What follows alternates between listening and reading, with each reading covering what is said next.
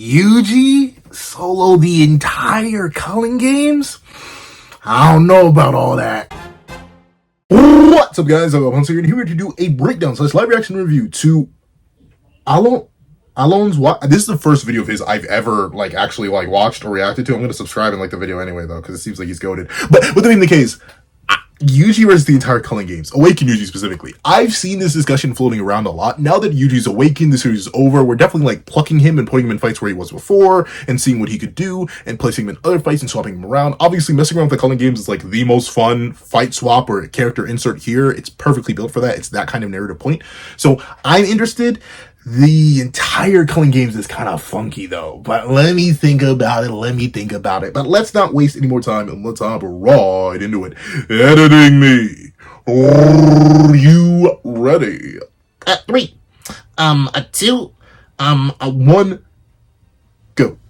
What's up, guys? That guy with a pencil here. Fun fact, I do into have it on me and keep it on me at all times. And another fun fact. Awaken Yuji is the Culling manga spoilers. Yes, absolutely, obviously. Yuji Itadori. Whoa! It scared the soul out of me. But Yuji Itadori is awakening. Now, here's the thing. There are two camps. There are two camps of the Awaken Yuji side of the fan base. You like to think, A, Awaken Yuji scales directly to Sukuna in any way, shape, and or form, and thusly he viciously violates a majority of the verse with cleave, plus soul punches, plus Durin Egg, plus one shot, plus poison blood. He viciously spreads the entire cheeks, the cheeks of the entire verse. He beats Yuta, he beats Maki, he beats Tochi, he beats Jackpot Car, he beats everybody because he scales directly to Sukuna and has Durin Egg through cleave and soul punches and stuff like that. Durin Egg soul punches. Or you're on the other side where you're like, Awaken Yuji, he's cool and all, but he doesn't actually scale that high. Because there's no way on this good green earth he actually scales to Sukuna, because the second Sukuna is fully healed, even when Yuji's domain amped and Sukuna's suppressing himself by using Hollow Wicker Basket, Yuji's getting mollywopped and body bagged. It needed to be saved by external interference. But that Yuji's also super duper weak. Sure, he had a whole bunch of back flashes and restored his output, but his cursed energy amounts were in the trash, so maybe he wasn't at full power, and bada bing, bada boom. And I'm finding myself somewhere in between, leaning more towards the latter. I'm personally in the camp that Yuta still loses to Yuta, because I think he does get domain diffs. Ultimately, his domain just isn't good enough, and I don't think he has the raw power to do things like you do violent, crazy amounts of damage to Yuta. And I also am in the camp that his soul punches aren't actually Durin Egg, because they aren't shown to be. They're a different type of soul interaction than SSK. Just like Mahito has a different type of soul interaction than SSK. Just like Sukuna has a different type of soul interaction than SSK. Just like Kenjaku has a different type of soul interaction than SSK. Just like Yuki has a different type of soul interaction than SSK. I think it's all different. And thusly, I don't think he actually has Durin Egg soul punches. And thusly, I think Yuta diffs him. I think he has a really weird matchup against Sakari. Because I actually don't know. Once Sakari gets that first jackpot, what does Yuji actually do? Does he beat the brakes off of base Sakari? Absolutely. But jackpot, I actually don't know if Yuji has what it takes. Maki, I'm also in the camp that if they're relative in speed, Maki can eat his attacks if she can eat Sukuna's attacks. And also, she has SSK, which will cleave straight through Yuji. And while he should be able to heal it, it'll probably be slower than what he can traditionally heal. And eventually, he will lose. I personally think he could possibly still lose to all three of the heavy hitters, but definitely Yuta. I can hear people out on Maki, and I can understand why people think Hakari loses. I completely understand that. And for the Culling games itself, obviously that's what we're focusing on, so I should focus on that. Higuruma clears. He clears all Tokyo Colony 1. It's like Higuruma and Reggie. He literally gives everyone their back shots, violently. Base, no cursed energy Yuji was giving Higuruma the work. For Sendai, because I see this is the first one where he's covering, because of the incarnated sorcerer thing, yeah, it's weird to tell though, because how effective are Yuji's soul punches? Actually. And, how much of it is Sukuna having a really strong soul, and how much of it is, he would one-shot anyone else who's incarnated? I actually don't know. Because, Dura-wise, he's not beating Ryu. He does not have the AP. If you look at the amount of damage that Yuji does, even with black flashes to Sukuna, who admits that, he does damage to Sukuna with black flashes, but even with his soul punches stacked on top of that, he's not actually doing much physical damage to Sukuna, and Ryu should at bare minimum have low-end comparable bulk to true form Sukuna, if not higher, just because of the highest output stuff, and him being even bulkier than Domain Yuta and pre-awakening Yuji, and I don't think anything about Yuji's awakening would have changed his Dura.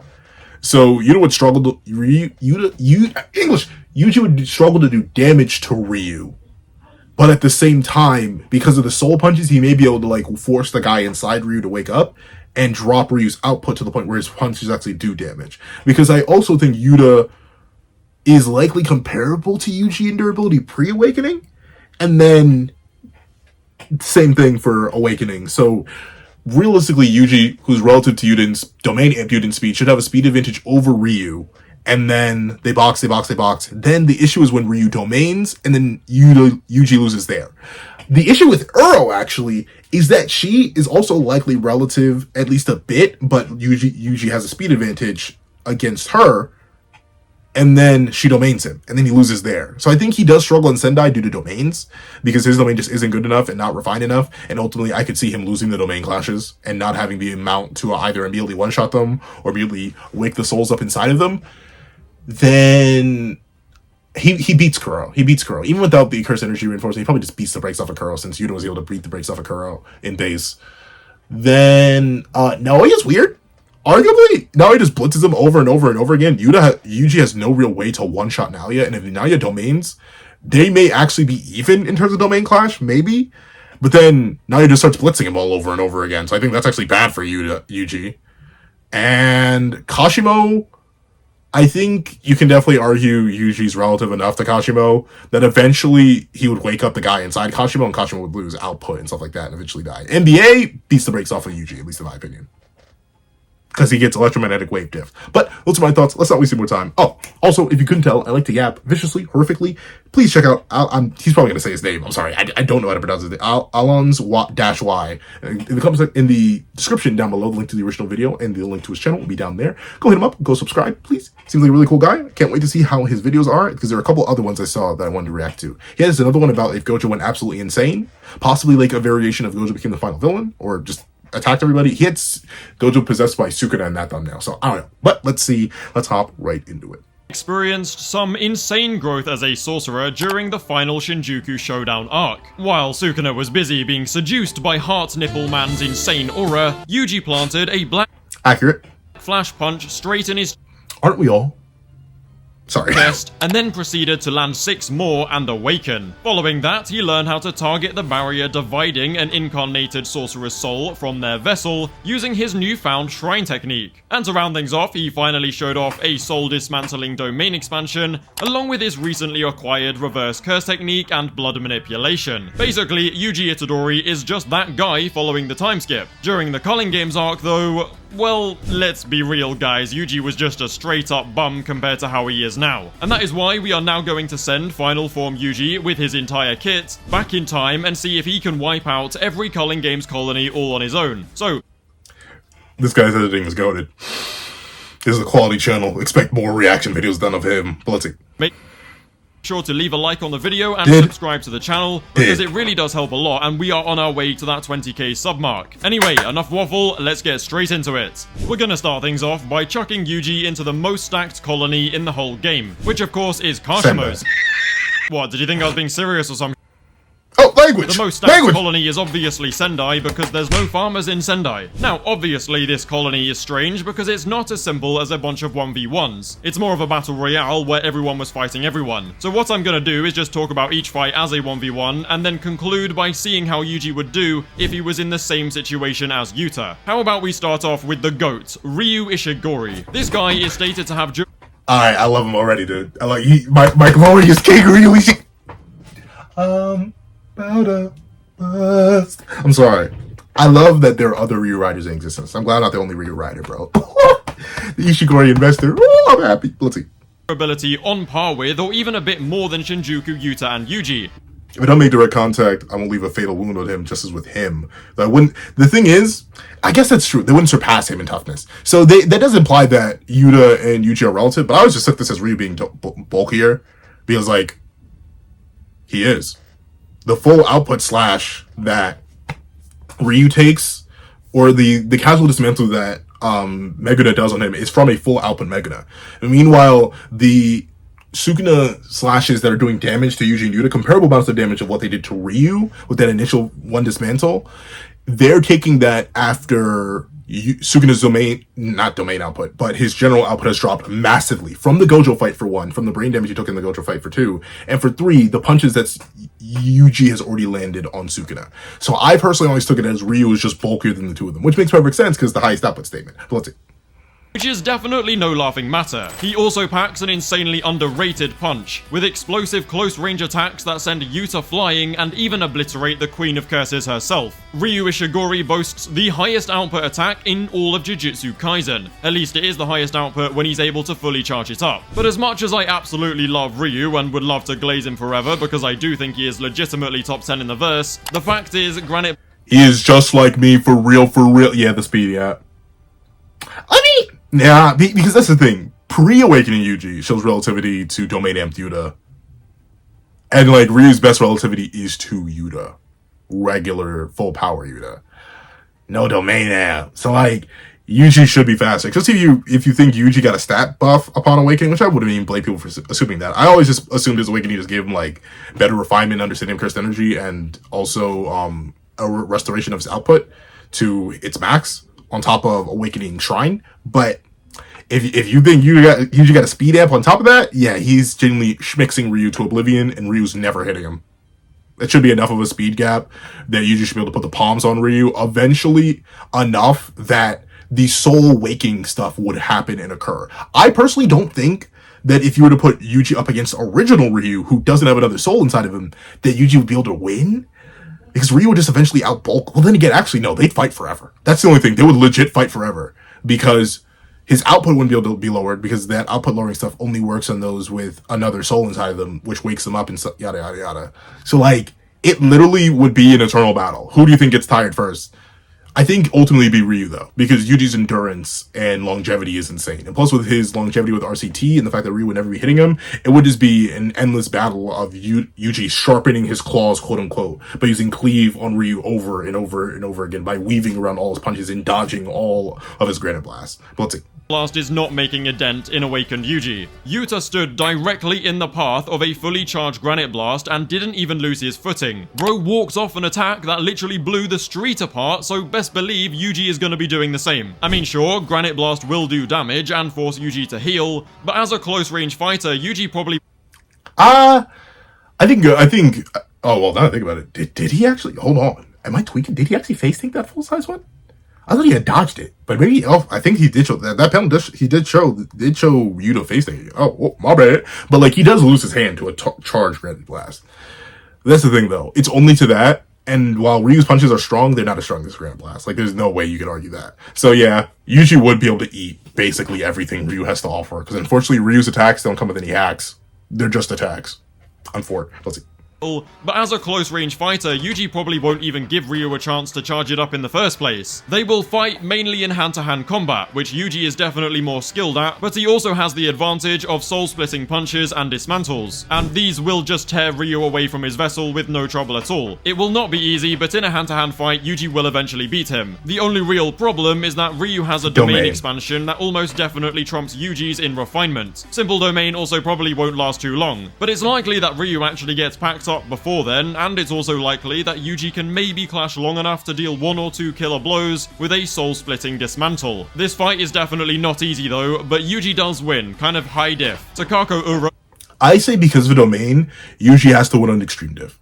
Mainly because, say we immediately go into a scenario where, because what I'm gonna guess is gonna happen, right? Yuji and Ryu, they start boxing. Ryu realizes he's getting weaker. He'll feel it, just like Sukuna felt it immediately. Off that first hit from Yuji, where he was like, whoa, something's off about this. Ryu's gonna notice it. He's gonna notice his output dropping and be like, wait a minute, this is weird, this is funky. Just like as Yuta forced the domain the moment Ryu felt a bit of pressure, the second he feels that pressure, he's gonna domain.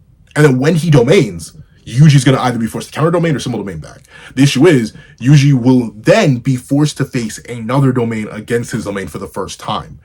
And while we see Sukuna and Gojo being able to fight like that, and Yuta and Gojo's body being able to fight after that, unless Yuji has gotten to the point where he's worn Ryu down super a bunch, like crazy amounts, then I don't think he'd be able to rip Ryu in time before his domain falters against Ryu's in terms of refinement, and then Ryu overwhelms Yuji.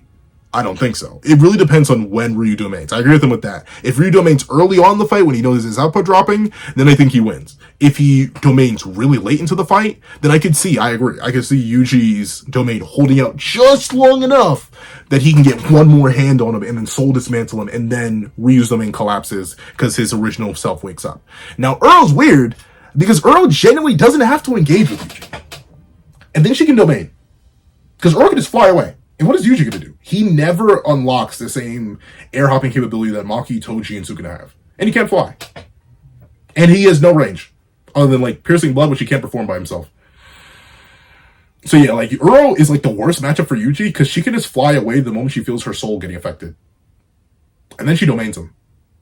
And then she flies away while in domain for a little bit, and then the domain overwhelms Yuji. So I think Yuji versus Earl is like the worst matchup possible for him, because she's one of the few that can just woo and disengage. Because Yuji never unlocks any range. We never see him use a regular dismantle. And I think it's bold to assume that he has those. I'm for it. Let's see.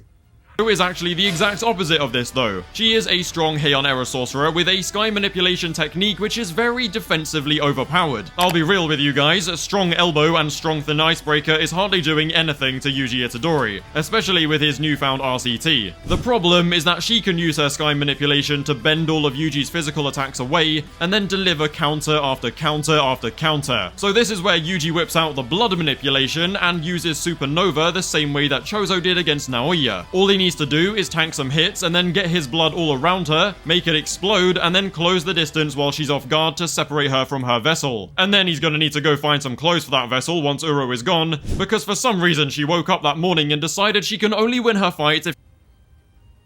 Anyways, gosh darn it. Alright, I knew it was coming. Gosh darn it. Alright, 1633. I'm messing with this. Alright, that's gonna be a little annoying. But I honestly, like, the big thing with Uro, right? I can see Yuji having a speed advantage, but I don't see him reverting to blood manipulation in time. Especially considering he would have to do the damage to himself. Remember, he never really was able to figure out launching his own blood out freely. So unless you give him, like, prep time and say Choso handed him, like, a piercing blood or two, it just wouldn't make sense for him to be able to quickly whip out blood manipulation at all. So what he would need to do is take the damage and hope he spits out enough blood to actually launch it at Uro. And then he gets on Uro, and she doesn't just bend that away. If you think she's relative enough to him to bend away his physical attacks, she's bending away the blood too. And the worst comes to worst, if he ever does land a hit, she feels her soul getting attacked, she's domaining. Or she's flying up out of Yuji's range. Then what does he do? If they domain, she flies up again, he loses. So I don't know. I think Uro's a real bad matchup for Yuji. I think it's horrid, once again. Because it really depends. How fast do you think Yuji can strip away people from their vessels? Because remember, he fought Sukuna for a year. Okay, I know. But like in universe, it was like a 15-minute fight that took Sukuna. But Sukuna is an extremely powerful person who sunk Megami's soul intentionally. We know a lot of the sorcerers are doing it subconsciously. So how many hits do you think it takes? How many soul dismantles do you think it takes? Does it take 1, 2, 3, 4, 5, 6, 7, 8? I don't know. But we know what will happen. But I think depending on the source's reaction, it's once again like the Ryu fight. If Ryu domains early, wins. If Earl flies away and then domains, or domains immediately and then flies away, wins. But I can see Yuji taking the dub here too. But let's see. Now her domain is as featless as Ryu's, so I'm just gonna say the outcome is the exact same as before. And then of course we have the king of featless. Okay, we can rock with that. Dhruv gets one shot. Himself, known as Druvlaktawala. This guy had some statements that proper wanked him up, but Yuta decided to just cut off the narrator's glaze and simply off-screen him. So yeah, featless bum that will definitely go down to basic kick punch from Yuji if he's getting no-diffed by base Sendai Yuta. The final opponent in Sendai Colony though, more problematic for Yuji, and in fact I actually think this opponent is honestly one of the toughest fights Yuji could possibly have. Kurorushi, the disaster level cockroach curse that was low-key frying base Yuta. I mean, Yuta had cheats for this fight because, you know, strong RCT output deleted him. That's the thing, right? I mean, it's so weird, it's so goofy, but like, what does, like, is Yuji gonna punch and kick through an entire wave of cockroaches? The thing you'd have to argue is that he blitzes Kuro, right? Before Kuro could even summon cockroaches, usually runs up and punches him in the mouth. But like, if that cockroach swarm comes out, and especially if Kurorushi swings his balls in Yuji's face like he swung his balls in Yuta's face, Yuji's cooked. He's gonna be able to heal a whole lot, but he's just infinite food then. He's infinite CE food for the cockroaches, who Yuji won't be able to all individually punch and kick or wipe out in massive waves of cursed energy because he's never been shown to do that. And then Kuro eats him. I think Yuji, it really depends. If you think the speed gap is enough for Yuji to just clear the distance, say him and Kuro start 5 meters apart, if you think Yuji's fast enough to just clear and punch Kuro in the mouth, then Kuro loses. He's obviously taking way too much damage from Yuji if he's taking so much damage from base Yuta. Then again, base Yuta ain't nothing to sleep at with that darn sword. He's really, really strong. But at the same time, if you don't think that's the case, I think Yuji genuinely loses to Kuro. Which feels so... I hate that I say that, but it actually, from what we know, that actually does kind of make sense. If you go with the idea that Yuta didn't actually get any speed buffs from Sendai, and ultimately, post-Awakening, Yuji didn't get too many speed buffs from Awakening, and was relative to Domain and Yuta. If you think Kuro gets the cockroaches off, then Kuro wins. Because Yuji just doesn't have enough. And when you may be like, what if he domains? If he domains, what does it do? It's a soul cleave, remember? It's not like Malevolent Shred. It's a one-hit soul cleave on Kuro. Kuro goes, and then the cockroaches come back. And then they eat Yuji's insides, inside his domain. Like, I actually don't know. Let's see.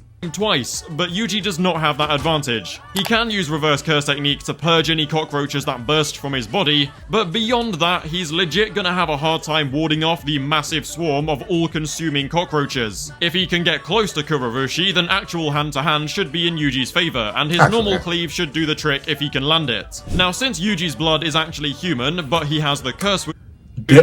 Dare I say his normal blood may not actually be able to handle it? And you may be like, what? Or not normal blood. His normal cleave may not actually be able to handle it. And the reason I say that is, what feats does Yuji's cleave have? Cutting concrete. Cool. And scratching Sukuna's ankle. I extremely nerf Sukuna's ankle, by the way. I don't think his cleave is cut. But his regular punches, yeah, I agree. I also theorize that his blood is poisonous to both cursed spirits and humans, but definitely at least cursed spirits, so he has the advantage there too. Low-key, if base Yuta is getting fried by this thing, then it really is no laughing matter, especially since Yuji can't RCT one-shot it. Honestly, it is the... I think the poisonous stuff only applies to humans. I don't think it matters for curses, because what blood do they have to poison? Right? If anything, the cursed energy would actually be bad. Like the poison blood would actually make it worse. Like the cockroaches would eat it, and then like maybe an amp or something. Like I don't know. I don't think the poison blood means anything to the cockroaches or to curses, because Choso's poison blood has only been noted to affect humans.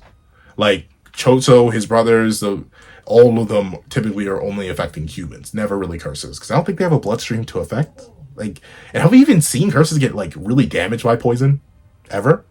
I don't think so. Let's see. Hardest fight that he will face in Sendai Colony, and will pretty much need everything in his arsenal to exercise it. When placed in Yuta's position, where it's a free-for-all though, I think Uro then becomes the biggest problem. And this is because Yuji will still be able to have a fair 1v1 with Druv and the cockroach curses, mainly because Ryu and Uro were just too scared to actually fight them. I say Uro is a problem because beating Uro takes a lot of setup and focus to bypass her defenses, which is a luxury that Yuji will not have when getting pounded by Ryu Ishigori at the same time.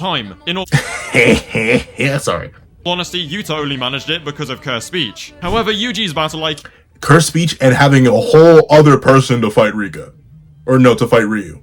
If Rika was not there, if Yuta, well, obviously. Oh, if we took away Yuta's technique, Yuta's gonna... Yeah, I know, no doubt. But if Rika was not there to fight Ryu at the same time, it was just base Yuta versus Uro and Ryu, Yuta may get back shots. We'll see. Ryu should not be underrated, and he most definitely has the durability, endurance, and stamina to tank whatever these guys have to throw at him until he manages to land a Black Flash and then go nuclear. So yeah, Sendai Colony is legitimately a high diff battle for pretty much any sorcerer not named Gojo or Sukuna, and I say Yuji, if he wins the gauntlet or even the 1v1s, it's an extreme diff for every single one of them. Except maybe Ryu. I hate to say except maybe Ryu, because I love Ryu, and I glaze Ryu to the moon and back, but except maybe Ryu. Because, like, what does Ryu do? Like, what speed advantage do I give Ryu? None. What is he, like, Ryu may just lose unless he domain. Ryu has, his only win con to make an extreme diff is a domain. And even then, it may be a mid diff on Ryu, because Ryu just doesn't have the speed. He doesn't have the speed, and he would be affected because he's in an incarnated vessel. So like it's rough for Ryu. But Uro and Kuroshi, they may give Yuji some back shots. We'll see. that does apply to Yuji too, but he almost definitely does win. Alright then, let's move on to Tokyo Colony number 2 and see if he can solo the opponents of this colony. Actually, it's more like opponent, because the he beats the brace of Charles, and Kashimo depends on where the bolt hits.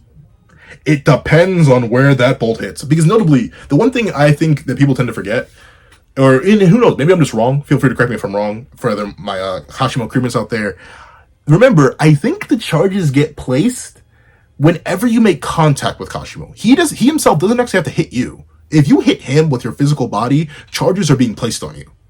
So the thing is, Yuji would go in, he'd get 1, 2, 3, 4, 5 hits, and then what would happen in response is Kashimo was automatically bolted. Like it sucks because Yuji, since he has no range, he would automatically get bolted. And if he gets bolted and he loses an entire arm, he's cooked. And maybe like, well, he could just reattach it. In the middle of him reattaching it, Kashimo's putting the pressure back on. And then he's landing 1, 2, 3, 4, 5 hits. And then another bolt's coming. And then another bolt's coming. And then like, it really, I think he may actually lose to Kashimo, if solely for the fact that I think Kashimo's CE trait automatically defends him enough. But that may be absurd. That may be absurd. I don't know. Because I don't think Yuji's strong enough to take the bolt. Because the bolt either is during egg or just strong enough to arm him, if it's strong enough to tear through Jackpot Akari. And if it goes into Yuji's dome, he's cooked. If he loses the whole arm, he's cooked. If he loses the whole leg, he's cooked. If his torso gets blown out, he may be cooked. Because he struggles. He struggles to regen some stuff. Even after his awakening, he really struggles. But let's see. Only worthwhile threat is the glorified phone charger known as Hajime Kashimo. I mean, sure, Charles exists, but let's be real here, guys. Bro is getting bashed up by base Hikari, so best believe Yuji is just gonna blitz one-shot him. Kashimo is definitely the main threat due to his insanely potent lightning bolt attacks that can rip straight through a sorcerer's defenses with pinpoint accuracy. What many people tend to forget about Kashimo, though, is that in order to use his sure-hit lightning, there are conditions he must fulfill. Conditions that really don't work too well against a fighter like Yuji, whose soul barrier aimed attacks can prove deadly to an incarnated sorcerer like Kashimo. The farmer must charge up his own cursed energy and then place a positive charge on his opponent by making physical contact with where he wants to hit them. And because base Kashimo scales to I don't think it's where he wants to hit him. I don't think that's the case. The only reason I don't think that's the case is because we've seen him guide it randomly. Like, specifically, remember when he uses the bolt against Sakari through the staff? He guides it exactly where he wants to hit Akari. He didn't have to hit Akari anywhere, and he didn't have to hit the staff at any particular point. It just connects back to him. And remember the first one. I don't think he ever hits Akari in the shoulder. Like, unless I'm mistaken. Once again, I don't have the fight pulled up in front of me, but he doesn't hit Akari in the shoulder. And notably, we literally see him guide a bolt. Like he just points at Hikari's head, and he never hit Hikari in the head before he ends up bolting Hikari's head. So I don't think that's the case. I don't think he needs to specifically hit the body part. He just needs physical contact for those bolts to be placed. And I don't think he needs to specifically charge up his cursed energy. It's passive. That's why it's a sure hit, because it's just an automatic response based on his cursed energy being lightning-like. So I don't think it's all that. I don't think it's all too complicated. It's just he needs physical contact. And the reason that sucks against a lot of other people is because other people have ways to damage him without getting in physical contact with him. Yuta can curse speech him when he's not expecting it. Or Jacob's Ladder. Well, not Jacob's Ladder. Not against Base Kashimo. That would do nothing. But there are ways that you can play Keep Out or just use Rika, who would immediately regenerate from anything Kashimo does. Maki and Toji have their weapons, meaning they don't actually have to make physical contact with Kashimo. Hikari, he had to make physical contact. But like any other character who has like any sort of range or some sort of, just range, they don't actually have to interact with Kashimo. But someone like Yuji, who has to put his hands on Kashimo, is going to be placing charges on himself. And then if Kashimo gets real fancy, he just aims the bolt at Yuji's head, or aims the bolt at Yuji's torso, or aims the bolt at Yuji's arms, or anything like that. And while Yuji's fast, I don't think he's dodge sure hit lightning bolt fast. I don't think so, but let's see. Put Hikari in stats and hand-to-hand combat, I think it's fair to say that Yuji has the advantage in hand-to-hand skill overall. I mean, Yuji Loki cooked Heian Form Sukuna in hand-to-hand, and Kashimo couldn't even land one single hit in his... I wouldn't say... I mean, a little bit in that initial tweak chapter, but like the moment Sukuna locks in, Yuji does not outclass Heian or Sukuna in hand-to-hand. And I honestly... But I'll give Yuji better hands than Hikari, because Hikari doesn't really have any like hands feats outside of fighting Kashimo, who has hands feats. But like, I wouldn't say that's the one thing. I'm always very iffy to give Yuji a bunch of credit for what he did against Sukuna, because like I don't think it's actually that impressive. I think it's very, very setup reliant. Like I don't really give Yuji too many insane credits. It's for that one crazy run he went on against Sukuna in that one chapter, and that's it. Even then, he still needed help and set up for that. So like, I don't know. I'm iffy on that. But let's see. BA form. Even if Kashimo does manage to place a charge without getting ripped from his vessel, I doubt he'll manage to actually get Yuji's head, meaning that Yuji will likely just be able to heal from the damage. I mean, we have literally seen Yuji heal from injuries that completely shred his guts, and he can do this by recalling the blood around him back to his own body for peak RCT efficiency. Basically, Kashimo can only win by engaging in hand-to-hand, which he straight up loses in against our GOAT Itadori Yuji. And then he'll just... But that's the thing, does he though? Like, I don't know. I'm always in the camp, especially whenever I think Gege came out and said, "Oh yeah, Yuji just like knows like a little bit of karate." That's about it. Like, Yuji's impressive hand to hand, but to say he absolutely dominates Kashimo, especially like in 5 hits or less, like however many hits you think the bolt takes to come out, I don't think so. And sure, Yuji is able to quickly reattach his leg exclusively, but he actually struggles to heal his guts. And notably, the way the bolt works, it didn't just like destroy and like send stuff flying. It like tore off the entire arm, and then Yuji would have to manually manipulate his blood to come back and reseal that arm and then RCT it. In that instant, I see Kashimo hitting him a couple more times, and then aiming the bolt for that, or for the neck, or for the leg. Like notably, any place where a whole limb is getting blown off in the same way that Akari's limbs were getting blown off, or his head literally exploding, I see Yuji taking pretty little. Even if he gets like, hit in the torso, if his whole chest explodes. Seems a little bit lethal, but I can rock with it. Get ripped from his vessel by soul-striking dismantles. And also, he will not use his Mythic Beast Amber form at this point, so it's pretty clear-cut in my opinion. Yeah, and obviously I think NBA Kashimo stops Yuji. Is that wrong with me? Like, what's Yuji do against electromagnetic waves that are launched at his face? Die? Yeah, die. Let's see. But even then, I still think Yuji beats him in that form. But what? I'm gonna need some evidence for that one. Wait a minute, Chief. I don't think so. I don't think so. What? I don't know. I don't know about all that. I'll just say I don't know about that. Yuji Itadori wins mid to high def. I ain't even gonna... I say high def because he may accidentally bolt himself.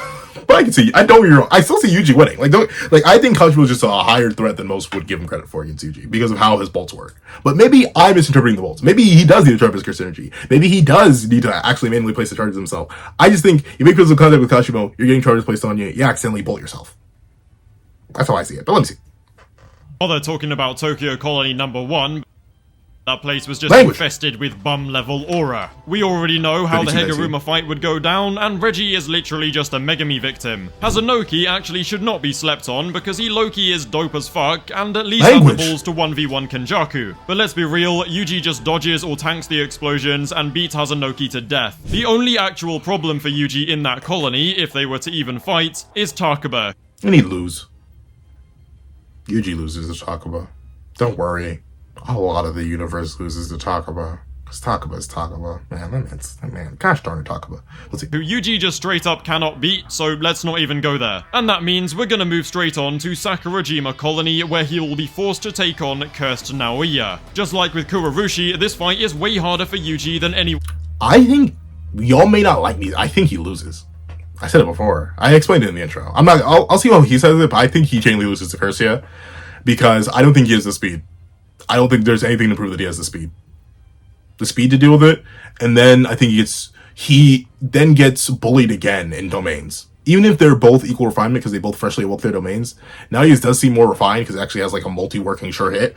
But that speed gap, I'm not sure if Yuji can overcome that. Let's see. Would be expecting. Maki was outright slower than Naoya once he had charged up and reached Mark 3 or maybe a bit higher. She could only keep up with him and counter him because of precognition, which is something that Yuji doesn't have. Maki also doesn't get any faster after awakening, or at least not by that much. And the other heavy hitters also scale to Maki, so that means Yuji won't be faster than Maki, and by extent won't be faster than a charged up Naoya. With no precognition to help, a high def fight either way. This is going to be editing me. I know you're going to be happy. He's currently screaming from the future. I can hear him. Let's see. Because Yuji can tank the same attacks that Maki did and heal even faster than her. But he has no way of stopping Naoya when he's ramped up because of the Binding Vow making him crazy durable. To win... That, and also, the big thing about Yuji's healing and how it would work there is if now he starts hitting him with projection sorcery and bursting the air in front of him and keeps repeatedly tagging Yuji won't even have time to heal. He'll be frozen. Every single time he goes to heal, he'll lock up and then boom, and then lock up and then boom, and then lock up and then boom. So he may actually get pieced up viciously, and he has no way to tag Naoya, of course. That's it. Yuji will need to play it in a similar way to how Kamo did, and try to clog Naoya's thrusters with blood, and then try to get the poisonous blood into Naoya's body. The good thing is that Yuji will endure long enough to and make him use a domain expansion, which Yuji can actually contend with here, because it would be Yuji's second time and Naoya's first time. And as we know, Yuji is most definitely... Well, if we're gonna say it's Yuji's second time, it'd also be Naoya's second time. Let's not do that. Let's not do that. Let's see. More of a prodigy at Jujutsu than Naoya ever could dream to be. Naoya also looks like he maybe can't move in his own domain, so I low-key think Yuji pummels him to death with cleave and strong punch. Not gonna lie though, this is Yuji's hardest fight yet, which I legit see going either way, because Cursed Naoya is an absolute beast that Maki needed precog and a Duraneg sword beats. With all of the major colonies wrapped up, it's now time to see how Awakened Yuji would do against some of the Culling game's fiercest outliers. Megane, he loses. He dies. He dies a bunch, horribly. But Kersha versus Awakened Yuji. I'll have to do that one. I think I'll have to do that one. I actually think Yuji loses because of the lack of precog. I don't think Yuji's faster than Maki, or has better combat / perception speed than Maki. I think it's absurd to argue. Coming back to when Yuji dodges a dismantle, but it is truly a question of like who out regens who and who survives longer. But like if Yuji can't tag him, but then again, Naoya was no, because if I mean, I guess because you could argue Naoya wasn't taking Kamo seriously, but like still that happened. He was an idiot enough to not take Kamo seriously enough that he could get his thrusters clogged. So like that couldn't happen. But I don't know. That's weird. I'll have to think about that. I never even thought about that matchup too much. Let me see. This includes 10% output Megana, 16-finger refreshed Megana, Kenjaku, Urame, and of course the queen herself, Yorozu. Now as he gets domain diffed violently by all of them. Okay, maybe not 10%. 10% is weird. He'd rip Megami free. He'd rip Megami free eventually. So like that 10% weaken Megana, yeah, he wins eventually. Clearly Megana may not even be able to activate domain. And with his healing rate, yeah, he'd beat 10%. But any other version of Megana, he gets backshots from. Yuki, he probably blitzes his soul out of, but like he actually affect her soul directly. And he may get domain diffed, just because Yuki would obviously have a more refined domain. And also if he gets hit, he may just die, like depending on where he gets hit. But then again, he may be bulky enough. Who knows? It's hard to tell. Can eat domain diff. Vicious, horrific domain diff plus curse spam. Urame, if you think Jackpot Akari and Awaken Yuji are relative in stats, which isn't the most absurd thing to say, thanks to Akari's statements and scaling, he may just get ice diffed because he's losing whole limbs and he ain't healing all that back. And Yorozu, I mean, depending on how seriously you take her scaling to 15 finger, he may also just get domain diffed. It's really bad for Yuji in this back chunk, but let's see. For Yuji Itadori versus 10% output Megana, dear god this fight is not close, and I already know the Sukuna Glazers are gonna cry about it. Yuji with his soul dividing attacks, RCT, blood manipulation, and pure hand-to-hand combat skill will delete this man from existence. Sukuna's output was so low that even Culling Game's Yuji tanked his attacks. Literally 1 or 2 soul dividing dismantles, and Sukuna is being reduced to that blob of jelly on the floor in no time at all. As for 16-finger Megana... Yeah, because that's a Sukuna before sinking Megami in the bath. You know what? You know what a funny win con for that Sukuna is, though? I know a real funny win con. He could legit, unironically, I mean, it depends if he has access to air hopping. He could legit activate Maharaga, not taming it yet, and then just send it up for Yuji. Because it would attack Yuji. Like, Yuji would obviously go to punch Maharaga, and then just like Maharaga aggroed away from Megami to go deal with the other person in the ritual, Megana could literally just aggro Maho to Yuji, and then Yuji has no way to beat Maho. Even 10% Maho. He has no way to kill it. Like, literally has no way to atomize it. So Maho would just keep adapting to Yuji, and then Yuji would eventually lose. So even 10% Megana technically has a win. Oh, it's so weird to think about, but it's true. Give me a one way that Yuji beats Maho. Any way. A singular way. Give me one high output attack that Yuji has that one-shots Maho. You can't. But let's see.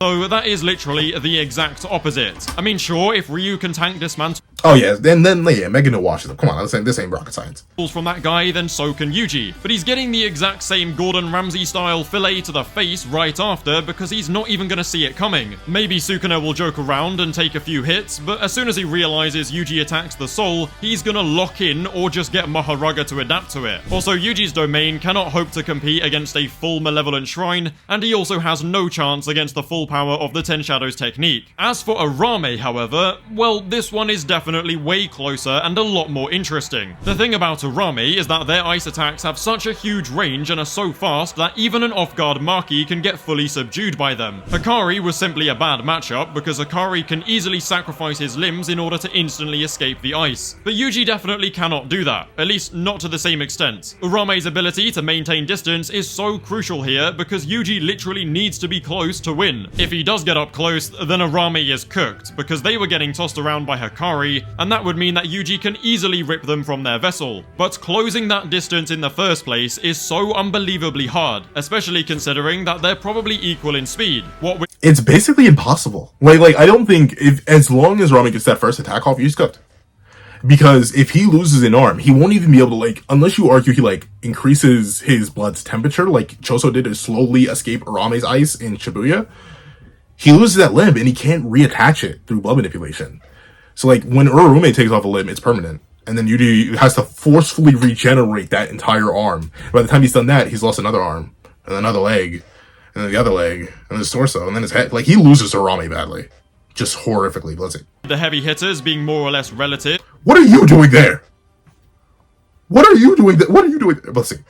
And Arame scaling to Hikari, who is a heavy hitter. This is 50-50 in my opinion. Language. I mean, it fully depends on Yuji's ability.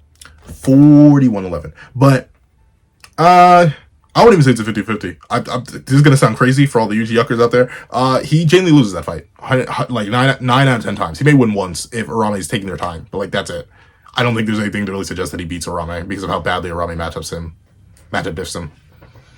Yeah, it's that bad. Let's see. To outsmart Arame and close that distance. If he manages it, then yeah, it's a wrap. I guess he does also have the advantage in that maybe he can use Contact Cleave to instantly shatter any ice he gets trapped in. So now that I think about it, Yuji might actually have the upper hand, but it would be a fight anyway. And next... we can risk it. Let's not. 41-50. Editing me. I know you're mad. Calm down, bro. Calm down. Stop raging. I can hear you. But... What was I gonna say? I was going to say words. What words was I about to say? I don't think Contact Cleave would be enough because he would need to do it in quick enough succession to not have his limbs broken off. Remember how quickly Hikari lost his arm? Same thing happens to Yuji. By the time he goes to activate Cleave, the rest of his body's frozen and broken off. So, I don't think he'd be able to activate Cleave fast enough in time. Especially considering his Cleave has to do the whole appear, grab, then spawn the scissors, and then cut. Yay. And that's against regular concrete, it had to do that. Not to talk of cursed energy infused ice. So I'm not even sure Cleave would be that effective. Because Yuji's Shrine is butt, y'all. I hate to say Yuji's Shrine is actual duty water. It's really bad, but let's see. Up we have Kenjaku, and I'll be honest, we all know this fight is highly controversial, but shut up and listen. Sorry, I don't mean it like that. Just... My feelings a lot. He hasn't said his name yet, I don't think. But gosh darn it. But my feelings. But I think Kenjaku domain diffs him. I think everything else, Yuji definitely has better stats, but he gets domain diffed horribly. He gets anti-gravity technique into domain diff viciously. It is that bad. Let's see. I love you guys. Like, subscribe, Anyway, Yuji vs Kenjaku, let's go. Language. Okay, so Kenjaku in a fair 1v1 with no prep will probably struggle against Yuji a fair bit. But with the defenses that he set up in the late Gosho Colony, I think he definitely has a massive advantage. And even without that, the sheer mass of curses that he has to throw at Yuji is so much that it will literally be too much for Yuji to deal with. And that's the thing, right? Unless you give Yuji them soul negating their punches that don't exist, he has no way to clear CSM in the same way that a Maki or a Tochi or a Yuta does. He doesn't have any way to one-shot them all. He has to punch them all individually. And if Kenny just throws 100 at him, what's he going to do? Punch each one of them individually when he then gets the main diff? Yeah, here's the thing. I'm not even saying the curse would be able to do any damage to Yuji. They literally wouldn't. There's not a single curse in Kenny's arsenal that you can concretely prove would even do damage to Yuji at this point. Because Yuji's that much bulkier, that much stronger, that much faster. But it's just the act of stalling him for Kenny to do anything that could damage Yuji, like a Maximum Uzumaki, like a domain expansion that ultimately leaves Yuji cooked. But let's see.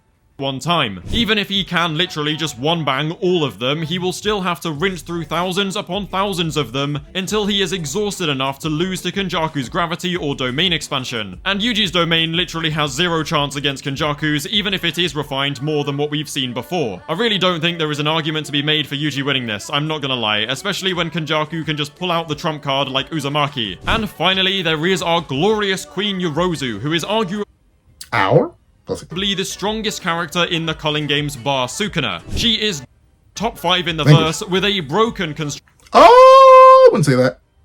Wouldn't say that. I'm call cap. I wouldn't say top 5. Nowhere near. But interesting. Let's see. Technique, immense cursed energy, and some insane physical stats that let her keep up with and legitimately damage 16-finger Megana. Her insect armor also I would say she damages him, but I wouldn't say she kept up with him. I think once again he's being very passive, and she only lands direct clean hits once he has the Maharaga wheel above his head. Why? Because Maharaga needs to be exposed to phenomena in order to adapt to them. So like, I think all of her hits against Megana are like mostly invalid. At least, unless I'm mistaken, and I need to go back and check. But can y'all remind me if Yorozu lands an actual hit on Sukuna before the wheel comes out and before she puts on the bug armor? I don't think she does. That's why she puts the bug armor on in the first place, right? She can't even do anything. Well, let's see. Buffs her physicals, and she can block and attack simultaneously with liquid metal. Perfect Sphere is also undoubtedly the strongest attack in the entire verse, matched only by Yuki's Black Hole. But to be arguably, still surpasses Yuki's Black Hole if it truly has infinite pressure. Let's see. Effective against Yuji, she will need to make it the sure hit of her domain, because outside of the domain it is just hella slow. And that domain is one of a Heian era sorcerer. It is no fodder disaster curse domain. Is the real deal, and with Yuji's lack of experience, I really don't see him beating that. Yorozu in bug armor though also outstats Yuji Itadori. Her only weaknesses are no reverse curse technique and also being an incarnated sorcerer that can be stripped away from Sumaki. Let's be real, with that insect armor to deal with, Yuji is not landing those contact soul dividing cleaves at all. No chance. Or it's hard. Well, actually, I can see the argument. Once again, I don't. The only reason I don't is because Megano needed to get hit by the bug armor in order to, adapt Maharaga. But like, if you give her that, then yeah, the bug armor alone makes Yuji lose his one win con because he's not breaking through it and he's not punching through it. So like, she does that into domain and he cooks her, or she cooks him. I can see that. Other soul dividing dismantles, whatever. So yeah, this is low-key a mid-diff fight for Yorozu that Yuji can only win with his main character powers that transcend scaling. And honestly, I'm completely fine with that, alright? I don't take scaling too seriously anyway. These opponents are strong though, so the fact that Yuji even poses a threat to them or challenges them at all is impressive. Overall, Yuji does solo the Culling games when it comes to the major colonies like Sendai, Tokyo, and Sakurajima. But when it comes to those outlier players like Sukuna, Yorozu, Arame, and Kenjaku, everything becomes much harder. Although this does apply to pretty much anybody who isn't Gojo. Anyway, that does it for today's video. Please don't forget to leave a like on the video and subscribe if you enjoyed, because it does genuinely help the channel a lot. Feel free to join the Discord and follow me on Twitter, links below. Thank you guys for watching, and I will see you in a bit. Ooh, what if I told you from the hater? All right. W video. Very W video. Oh, I know editing me is still screaming. I can hear him because he has a bunch of languages to edit out. But other than that, a really W video. I agree with almost everything he says. Obviously, I'm much more, I guess I'm more clear anti-Yuji than I am, like, for Yuji in certain matchups, where I think, like, he does lose viciously, or, like, he has certain bad matchups. But still, I get it. I agree with basically everything he said. The only thing that, like, caught me on guard was, like, the Kashimo thing, but, like, oh no, one difference in a 15-minute video. Jeez, 15-minute video. I was way too much. But I want to thank you so much for watching. If you made it all the way to the end of this video, please do me a favor and leave solo Yuji. Instead of Yuji solos, solo Yuji in the comment section down below. And thanks so much for watching. Please remember to leave a like, share, comment, and subscribe. Make sure you hit that little notification bell so you don't miss out on any videos that come to the channel. Also, I do have a Patreon down below where you can support me first as one, get a month, no month, and things like exclusive videos, early content, and more. You also now become a member of the channel for as low as $3 a month to get the same perks and more. So those perks will include the live reactions to the series I have to review, I have very soon all my videos, and becoming a $12 Patreon or a $12 member, you can order whatever video you want. Also, I have a link to my Ko-Fi in the description down below, and you drop 5 beans for a short video, 25 beans for a long video, or any beans at all. Any support is always greatly appreciated. Now, like, thank you so much for watching once again, and I hope you guys have a wonderful day. This is that guy with a pencil, writing off.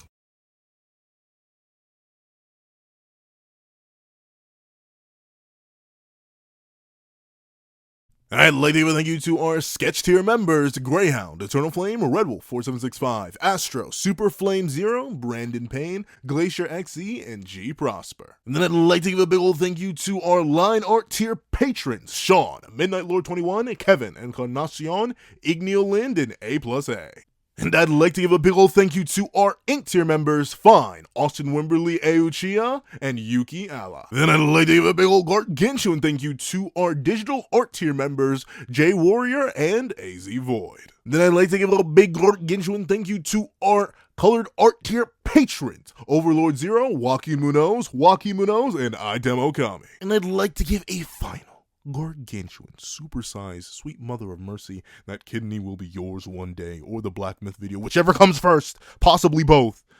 That guy with a pencil tier patron, Calvin Elder.